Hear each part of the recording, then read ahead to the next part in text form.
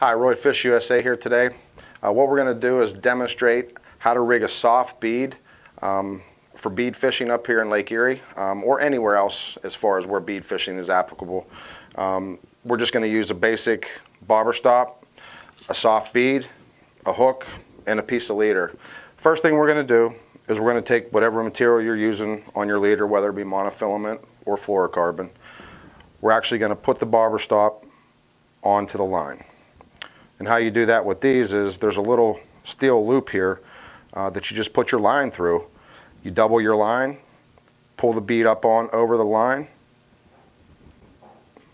and there's your bobber stop on the line.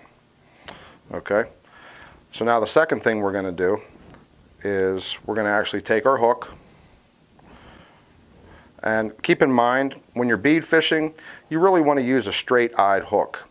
And what I mean by that, the shank being straight and the eye actually being straight as well. You don't want a curved eye. If you do have a curved eye and you like a curved eye style hook, the best thing to do is to snell that hook so you can actually get a nice straight pull.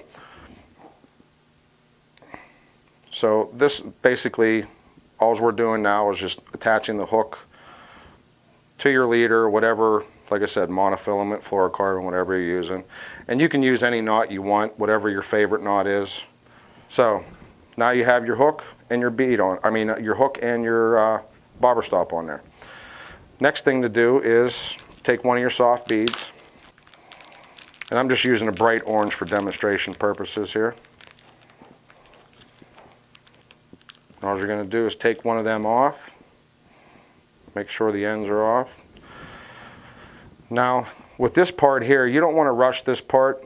You want to actually go as gentle as you can and not create a huge hole in the egg. But the basic is just to get it through the egg. Now your point's out through. Now you just actually bring it right up through the hook. Now what I like to do here is wet the line a little bit. And as you get it off the hook, rotate the egg, spin the egg a little bit in your hand till you get up to your bobber stop.